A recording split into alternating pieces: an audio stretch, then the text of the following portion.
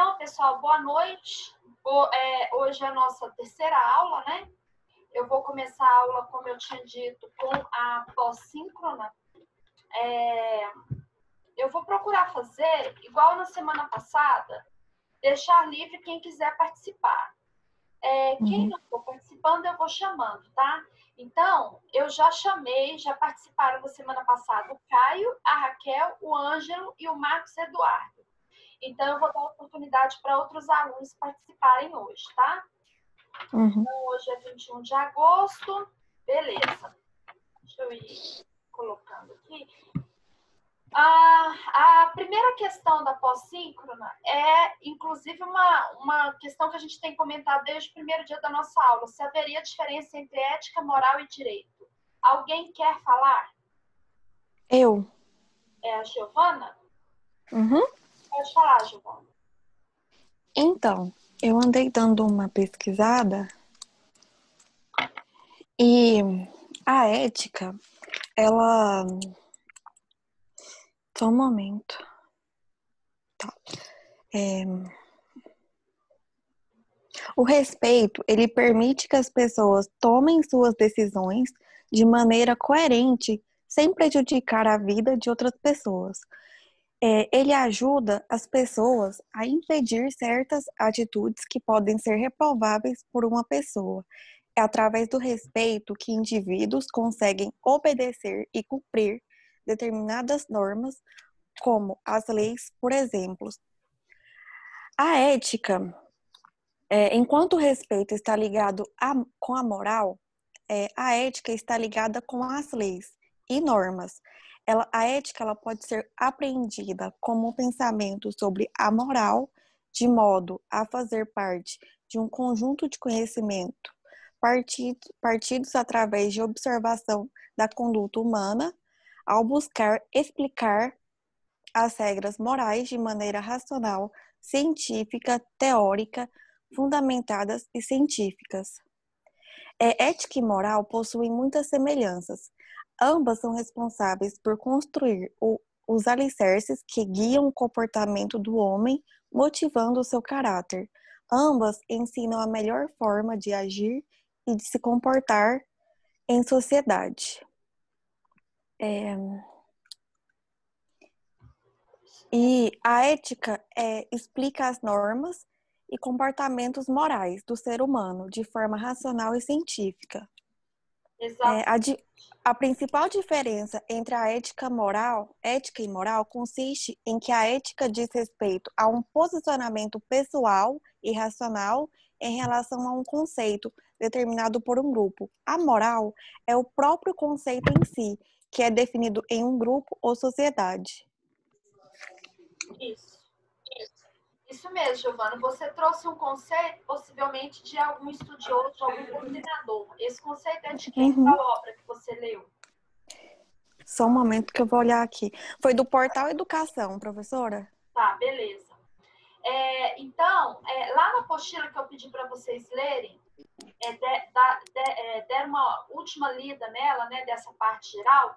Lá na página 6, ela traz 3 doutrinadores tentando fazer essa diferença. Então, resumidamente, Jeremy Bentham, que é o filósofo do utilitarismo, né? Ele cria, inclusive, a teoria do mínimo ético. Para ele, direito e moral, ambos, né, buscam a justiça. Só que o direito seria produto da razão, como a sua última fala aí falou que a ética também seria, e a moral, ela é um dever da consciência. Então, para ele, todos os deveres morais necessários na manutenção da ordem social seriam transformados em direito. Para Jeremy Bentham, o direito estaria dentro da moral. Então, ele não faria bem essa diferença entre direito, moral e ética, né? Porque ele compreende que o direito está dentro da moral. Hans Kelsen já faz uma diferença, dizendo que direito não tem nada a ver com moral. Direito seria apenas a norma e mais nada. Cristiano Tomásios, particularmente, é quem eu vejo uma diferença melhor, né? Melhor explicada.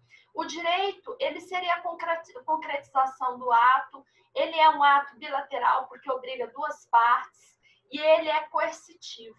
A moral é foro íntimo, é uma questão de consciência, ela é unilateral e coercitiva. Então, se a gente fosse pegar aquele primeira imagem que eu passei na primeira aula, nós teríamos o seguinte, como se, em primeiro ponto, eu tenho a moral, para avaliar as condutas humanas e a valorização que o ser humano dá. Então, a moral é intrínseca, ela é individual, ela tem a ver com a minha consciência, como eu concebo a minha vida e a do outro, né? Quais os valores que eu dou a isso. A partir do momento que eu externalizo essa moral, eu tenho a conduta externalizada, aí, desde que essa conduta esteja condizente com aquele meio que eu estou, eu tenho aí a ética, que é a exteriorização da moral. E o coletivo que legitima essa conduta ética passa a outorgar a essa conduta ética o título de norma. Aí ela se torna direito, certo? Então, nem tudo que é ético é concebido necessariamente pelo direito, principalmente no Brasil, que o direito é positivo, que é o ordenamento que é posto, né? O direito posto, aquilo que é colocado, reconhecido num papel, por exemplo. Então, para nós, isso principalmente no Brasil, isso é bem mais separado. Agora, em países consuetudinários, que são baseados em costumes, por exemplo, quase toda a Europa, o direito lá é costumeiro, há exatamente isso que eles não conseguem dissociar. Porque justamente pelo direito partindo do costume, partindo do pressuposto que o costume tem a ver com conduta ética, a ética se confunde com o direito. Por isso que você colocou aí que o direito ele vem da razão. E você colocou a ética, né, também vindo da razão. Realmente, os dois, tanto direito e ética, são produtos da razão e a moral é um dever de consciência. Mas isso vai depender necessariamente do raciocínio jurídico, como que a gente aplica isso. No Brasil, por isso que eu prefiro aqui o Cristiano Tomás, que é um iluminista alemão, a gente vê isso mais claro, né? A moral é íntima, a ética é a externalização dessa moral para o social e o direito é a norma. Então, quando eu legitimo essa conduta ética e vejo que aquilo é bom e é o ideal para a sociedade, eu transformo aquilo ali em lei, né? Principalmente no Brasil. Bom, então, Giovana já foi. Segunda questão. Na tradição clássica ocidental, como são compreendidas a verdade e a liberdade? Alguém quer responder?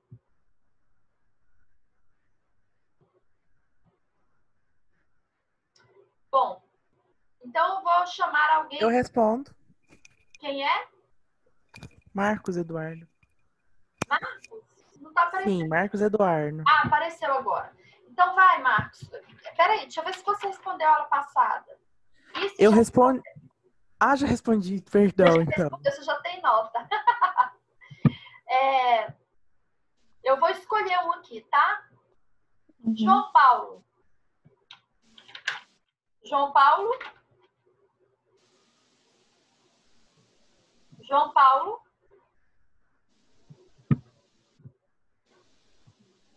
Bom, então eu chamei o João Paulo.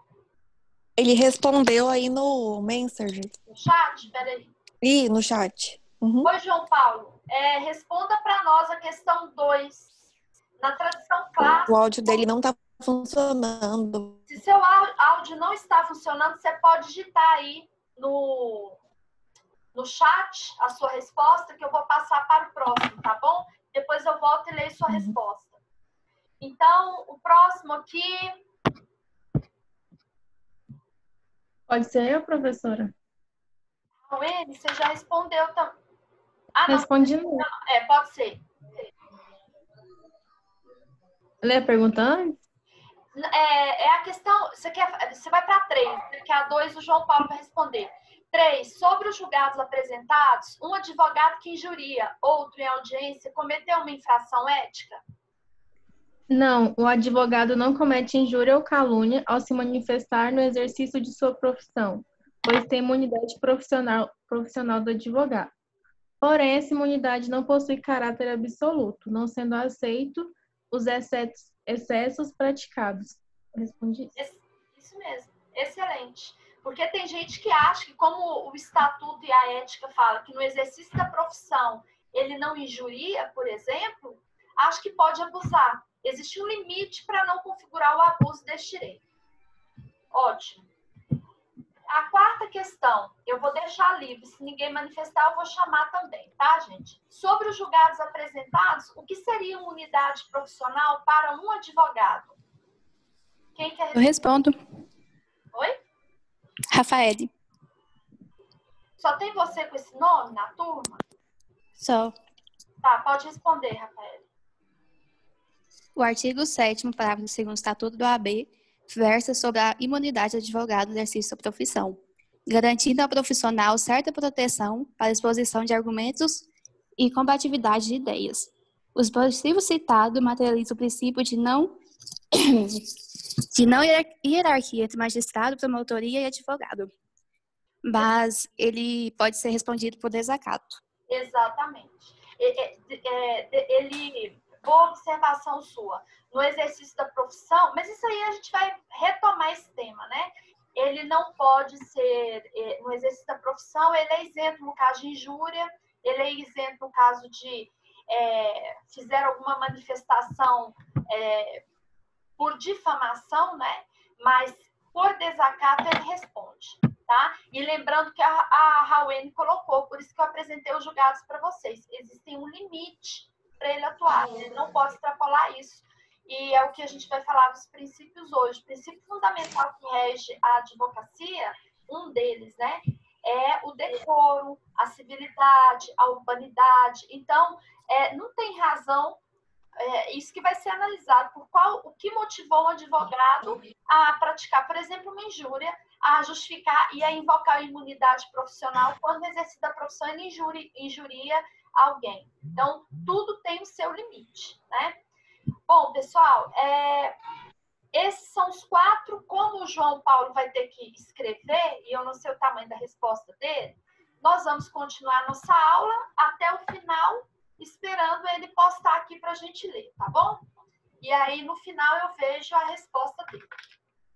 Bom, então, hoje eu pedi para vocês lerem ao longo da nossa semana, do nosso primeira VA, das nossas aulas antes da primeira VA, eu vou retomando pontos do nosso apostilado por meio dessas perguntas, né? Que eu pedi para vocês lerem. Hoje, eu já postei a pré-síncrona e a pós-síncrona, tá? Eu tô até com a aba de vocês aberto aqui. Não sei se vocês tiveram cuidado de olhar. No ciclo 1, já está postada a aula 1 de vocês. No ciclo da segunda semana também está 2 partes da aula, a parte 1 e a parte 2. E de hoje eu postei a referência da aula de hoje, nós vamos começar a falar do Código de Ética e Disciplina da OAB e também do Estatuto da Advocacia. O objeto de aprendizagem que eu passei para vocês já é um apostilado, tá? Pequenininho. Murilo, para mim não chegou. Não chegou o quê, Murilo? Não entendi. Oi, Murilo. Seu áudio está funcionando? Não entendi sua resposta. O que não chegou para você? As atividades no AVA? Murilo, a atividade ela não é postada individual, aluno por aluno. Ela é postada na sala virtual. Então, eu não posto um por um dos alunos. Existe uma sala e eu vou lá e posto atividade para vocês terem acesso, tá? Sim. Tô me escutando, professora? Oi? Tá me escutando? Tô escutando. Mas a da semana passada tava, eu olhei aqui agora, dessa não tá. Uai. Só se você mudou de turma, então. Porque... Não, vou talvez até mais tarde entra. A senhora colocou de manhã? Não, eu coloquei hoje de manhã. Ah, então... É porque a aula é para vocês acompanharem no dia, né? O ideal era que eu nem postasse antes, muito antes. O ideal era que eu postasse essas aulas aqui do dia, mais ou menos 10 para 7. Mas eu acho que fica muito em cima, até para mim. porque o ideal era que vocês lessem esse material antes da aula. Mas eu tive cuidado de postar de manhã, tá bom? Então, tem aí a referência, objeto de aprendizagem, a pré-aula e a pós-síncrona. Eu vou comentar cada uma delas, tá? Deixa eu abrir aqui.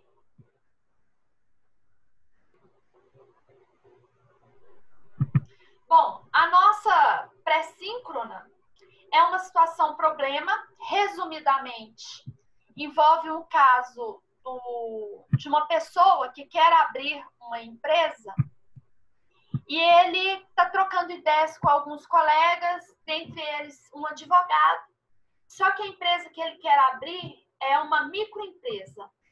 E a questão é, o advogado, para quem ele está conversando, fala assim, não, para você abrir uma microempresa, você precisa do visto do advogado para registrar, porque se você abrir sem o visto do advogado, esse registro depois ele pode ser nulo. E a questão era para vocês pensarem a respeito da norma vigente, que é o que eu vou falar hoje aqui.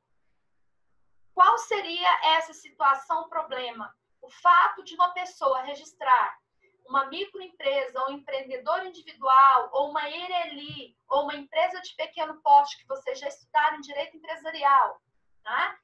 Ele precisa do visto do advogado? Se não tiver o visto do advogado, esse ato será nulo? Então, isso é objeto da nossa aula. Já é um problema que eu coloco aí para vocês atentarem para o que eu for falar durante a aula e ver já essa situação, problema, se seria nulo ou não. Bom, e com fundamento nessa situação, problema, você responde aí a nossa pós-síncrona.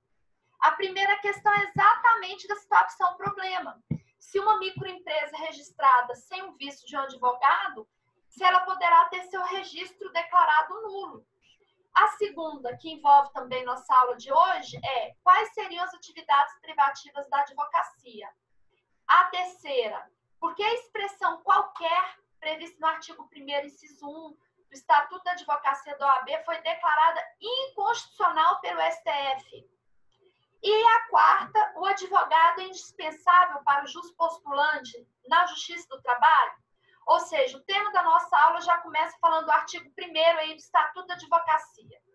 Sendo assim, eu postei para vocês aí o nosso objeto de aprendizagem. Nós vamos trabalhar com um apostiladozinho para a gente não ficar perdendo tempo, né? Então, eu já trouxe para vocês aqui um resuminho dos artigos, mas é para vocês lerem, tá? Então, a dica, terminou minha aula, vocês vão ler artigo 1º e 2º do Código de Ética da OAB e o artigo 1º e 2º do Estatuto da Advocacia, tá? Começando, então, aqui no Código de Ética da OAB, no artigo 1º... Mas, professora? Sim. Só que hoje tem aula da Joyce, ela vai repor aula depois da sua aula.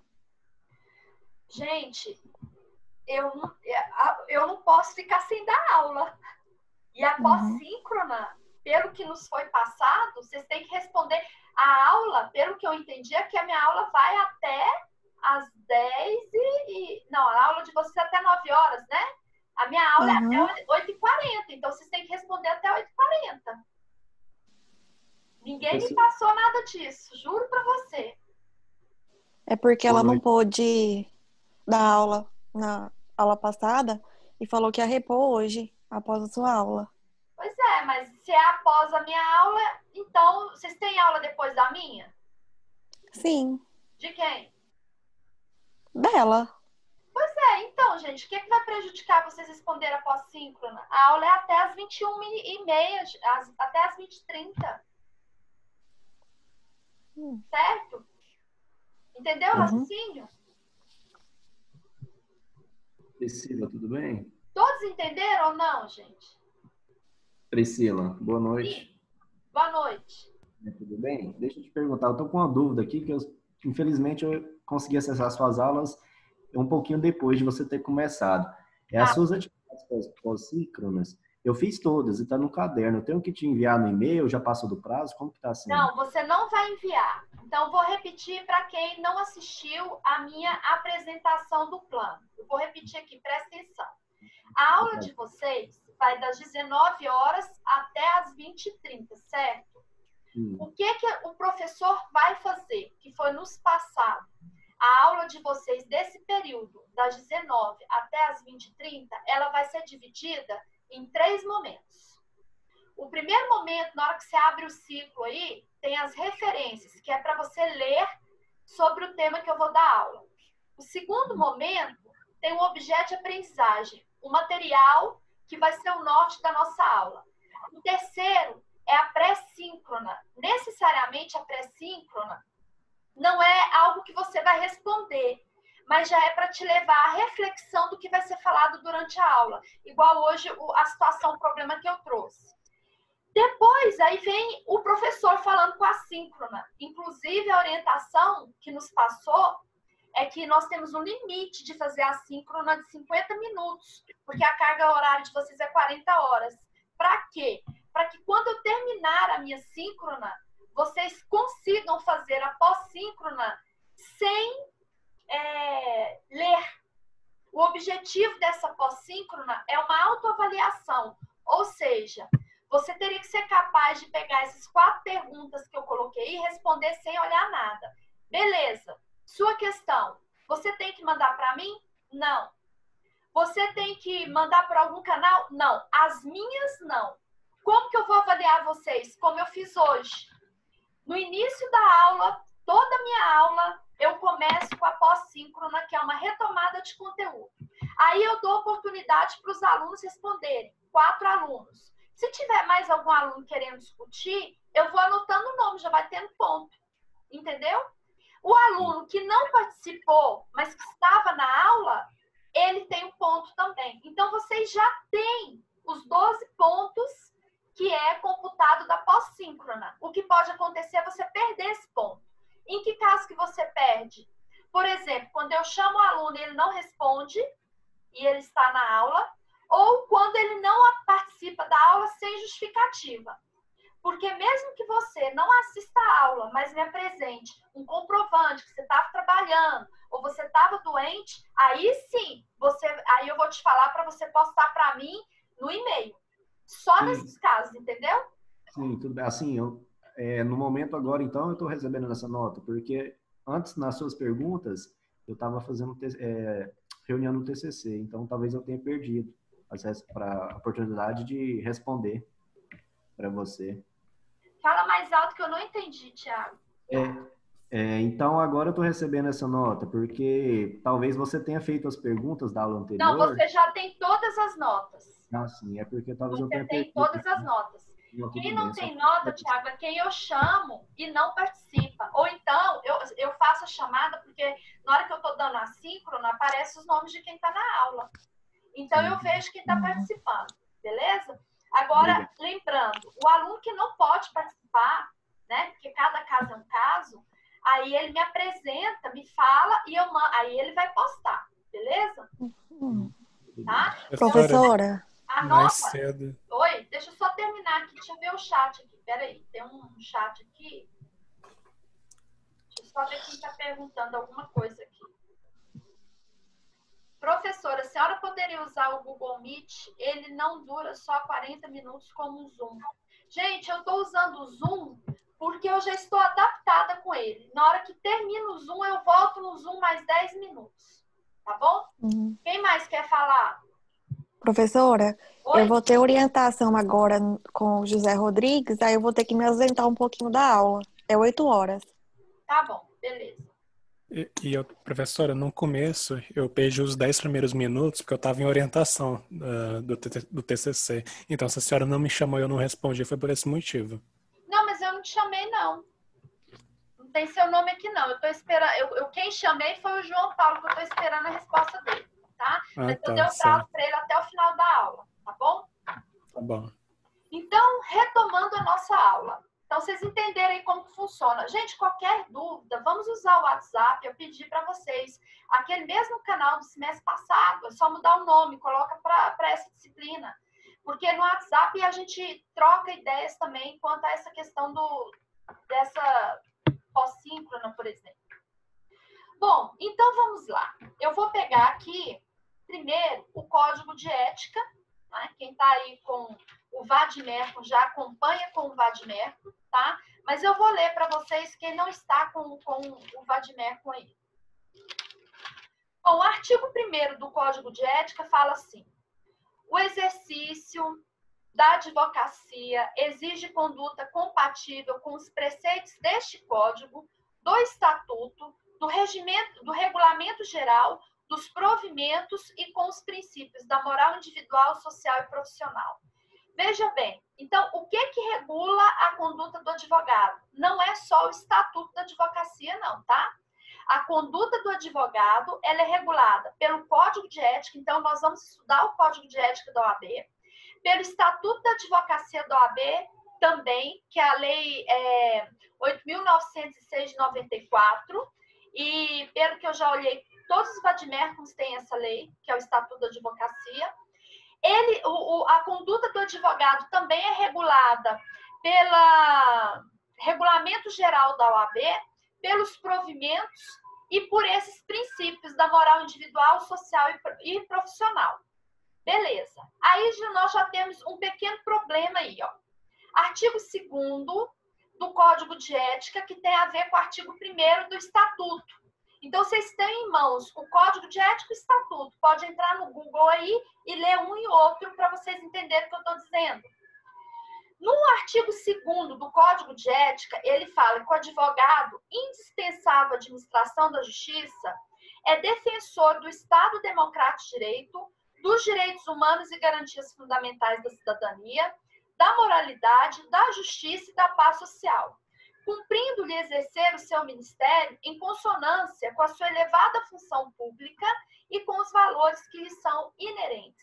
Portanto, o advogado, ele é indispensável à administração da justiça, certo? Portanto, o advogado exerce uma função pública. Isso é importante a gente entender. A função do advogado é de um munus público, de um encargo público. Vocês estudaram essa expressão em direito administrativo, tá? E isso é reforçado no artigo 133 da Constituição Federal, que vai falar também que o advogado é indispensável à justiça. Então, veja bem, coloquem na cabeça de vocês, como o advogado ele é indispensável à administração da justiça, o advogado ele presta um serviço público, ele é um prestador de serviço público, ele exerce uma função social e a sua função processual, que é de convencer o julgador. Qual é a função do advogado no processo? Convencimento do julgador. Essa função é o munus público, tá? E um detalhe, a função do advogado, ela não é uma obrigação de resultado, ela é de meio. O advogado tem que garantir que fez tudo o que for necessário, conforme a lei determina, a normativa vigente, para agir em favor do seu cliente. Tá? Agora, ele não é obrigado a garantir o resultado, porque a atividade dele é uma atividade de meio e não de fim. Tá? Então, bem lembrado aí. E aí nós vamos, então, lá para o nosso Estatuto da Advocacia, que é a Lei 8.906. Lá no artigo 1º do Estatuto, Lei 8.906, o artigo 1º diz assim: são atividades privativas do advogado. Portanto, não pode ser outro caso, né? Outra pessoa, outro profissional para exercer isso aqui. Primeiro, a postulação a qualquer órgão do Poder Judiciário e aos juizados especiais. Cuidado com isso aí. Esse inciso 1 já é o primeiro detalhe aí. Atenção para a prova. Botem um asterisco nisso aí. Esse inciso 1, tá? Ele foi objeto de inconstitucionalidade quando a expressão qualquer. O STF declarou inconstitucional essa expressão qualquer por meio da DIN 1127-8 de 2006. Por que o STF declarou essa expressão qualquer inconstitucional? Porque há algumas situações que está aí na nossa apostila que o advogado é dispensável, tá? Então, ele não é dispensado, ele é dispensável. Não precisa dele, mas se você quiser contratá-lo, ótimo, mas não é obrigado. Quais são as situações que o advogado é dispensável? O estatuto não traz isso, tá, gente? Então, cuidado com isso aí, atenção para a nossa apostila. Vou lá pegar aqui para vocês. Ó, então, veja bem, artigo 2º. Isso aqui é o artigo 2º, ó, do Estatuto da Advocacia da OAB. O advogado, ele é indispensável à justiça. Agora, detalhe. Em que situações que ele seria dispensável? Primeiro, para o juspostulante na Justiça do Trabalho. Ou seja, para atuar na Justiça do Trabalho, para fazer uma ação, para responder, ou para agir no polo ativo ou passivo, né? Não é preciso ter advogado. Tem gente que não sabe disso. Então, se você quer entrar com uma ação trabalhista, por exemplo, você não precisaria de advogado. Se você está sendo réu numa ação trabalhista, também você não precisa constituir advogado, tá? Isso aí está regulado na súmula 425 do TST, certo? Quando é que tem que ter advogado na Justiça do Trabalho? Nos casos dos recursos do TST, mandados de segurança e rescisórios e cautelares. Fora esses casos, então, são 4 situações que exige, aí não é dispensável, é obrigatório o advogado para recursos, mandado de segurança, rescisórias e cautelares. Fora essas situações, eu não preciso de advogado, certo? Segundo caso, postulação nos juizados especiais cíveis. Existem 2 leis que regulamentam o juizado especial civil estadual, que é 9.099, e o federal, que é 10.259. Bom, nos juizados especiais existe teto, né? Por exemplo, no estadual, o teto é 40 salários. Então, até 20 salários, o advogado é dispensável. Na Justiça Federal, seria 60. Então, até a metade dele, também o advogado seria dispensável. Então, veja bem, cuidado com a expressão dispensável. Se o advogado for, não fique errado, tá? Mas não é obrigado ele comparecer ou a parte estar acompanhada de advogado. Outra situação, postulação na Justiça de Paz, por exemplo, os casos de casamento, também não precisa de estar acompanhado de advogado. Credor de alimentos, ação alimentícia, por exemplo, a criança precisa de alimentos, ou a mulher está pedindo alimentos, ela não precisa de um advogado também para requerer isso em juízo. Outra situação, revisão criminal. E aqui eu já apresento as leis aqui para vocês, os artigos, tá?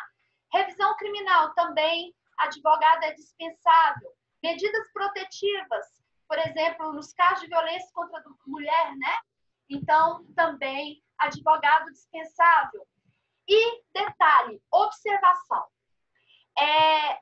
Os atos que dispensam o poder judiciário, ou seja, os atos que são extrajudiciais, tais como inventários, divórcios, partilhas, eles precisam da presença do advogado, certo? Esses 3 precisam do advogado acompanhar sob pena de nulidade. Então, se você quer fazer um inventário extrajudicial, um divórcio no cartório ou uma partilha no cartório, beleza. Se todos estiverem de acordo, no caso do divórcio tem a questão aí de ter filho menor, mas em todos os 3 casos, para que isso aconteça no cartório, você precisa da assinatura do advogado, portanto, do acompanhamento dele. Então, cuidado com essa expressão aqui. Por isso que ela foi declarada inconstitucional, tá? Quanto a essa expressão qualquer, tá bom? Professora? Sim, quem está falando? Matheus. Oi, Matheus, pode falar. Nas audiências de conciliação, no âmbito da justiça comum, é obrigatória a presença do advogado? Você está falando conciliação ou mediação? Conciliação. Não. Geralmente contra uma pessoa política. Não, por exemplo, a mediação você não precisa. Nas conciliações, porque a audiência é conciliação, instrução e julgamento. A depender do rito, eu preciso do advogado. Agora, nas mediações, não precisa. A mediação é aquela que antecipa essa fase de conciliação, instrução e julgamento, que em geral é a primeira audiência, que agora, salvo engano, é o artigo 319 do CPC, que você tem que falar se você quer ou não quer a mediação. Respondi? Oi? Certo, obrigado. Por nada. Professora, Sim, quem é? Oi? oi, professora, perdão. Para você impetrar um HC também não precisa de advogado, né? Não precisa. E o HC, ele pode ser impetrado, inclusive o HC é o que está no texto da lei, né? O que eu trouxe na apostila são os casos que não estão no texto da lei. O HC, ele pode ser impetrado em qualquer grau, em qualquer fase do processo. Certinho? Sim, certinho, obrigado. Então, esses casos que eu trouxe exceções são os casos que o código não traz, tá bom? Então, eu vou ler o código, que foi o que o colega lembrou. Olha o que ele fala. São atividades privativas da advocacia. 1. A postulação a qualquer órgão do Poder Judiciário e aos juizados especiais. Na prova, qualquer foi declarado inconstitucional por conta dessas exceções. Inciso 2. As atividades de consultoria, assessoria e direção jurídicas. Então, tem gente que acha que advogado só faz ação. Não, gente. A advocacia, particularmente para mim, a mais interessante é a preventiva. Principalmente a advocacia preventiva de empresa. A empresa não quer ir para o judiciário quando ela está correta. Tá? Quem vai para o judiciário é quem está errado, porque ele ganha tempo. Tá? Mas que a empresa que está correta, ela quer evitar isso, porque demora, causa prejuízo para ela. Então, veja bem, nessa atividade da advocacia aqui, ó, inclui a consultoria, assessoria e direção jurídica, tá? Não se inclui na atividade